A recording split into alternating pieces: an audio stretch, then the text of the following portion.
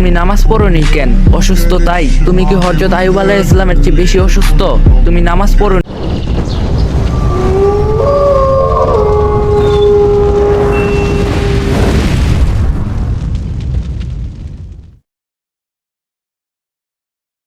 কেন? দায়িত্ব কর্মভার থাকার কারণে? তোমার কি হযরত সুলাইমান আলাইহিস সালামের চেয়ে বেশি বড় রাজত্ব নাকি, যে দায়িত্ব সামলাতে গিয়ে নামাজ পড়তে পারেনি? তুমি নামাজ পড়োনি কেন? স্বামীর অত্যাচারের কারণে? তোমার স্বামী কি বিবি আসিয়ার স্বামীর ফেরাউনের চেয়ে বেশি অত্যাচারী? তুমি নামাজ পড়োনি কেন? সাংসারিক কাজকর্ম কারণে? তুমি কি মা ফাতেমার চেয়ে বেশি সংসারী?